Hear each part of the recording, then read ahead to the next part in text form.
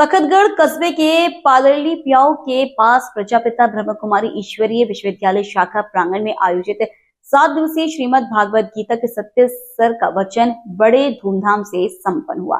7वें दिन कार्यक्रम का पूर्णाहुति कराया गया। कथावाचक ब्रह्मकुमारी भारती दीदी जी ने समाज के अंदर एक परिवर्तन लाने की कोशिश की। उन्होंने कहा कि हर मनुष्य के अंदर एक मर्यादा होना चाहिए।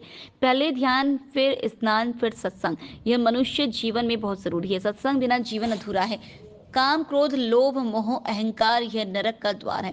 शुद्ध शाकाहारी भोजन से हमारे जीवन में बहुत फर्क पड़ता है।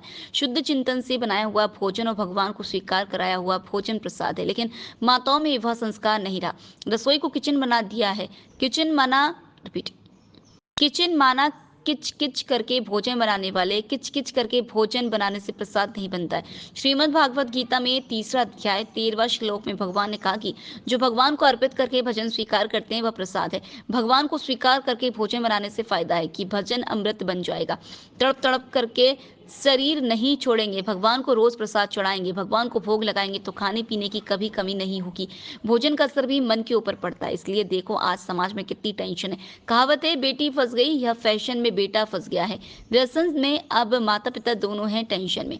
माता मीराबाई, कर्माबाई जैसे महिलाओं का आज हमारे देश में महिमा है, जो भगवान को खिला के के खाते थे। श्री कृष्ण ने अर्जुन को कहा कि गुरु द्रोणाचार्य, भीष्म पितामह तुम्हें कभी सत्य मार्ग प्रदर्शन नहीं करा सकते, क्योंकि वह कौरवों का नमक खा रहे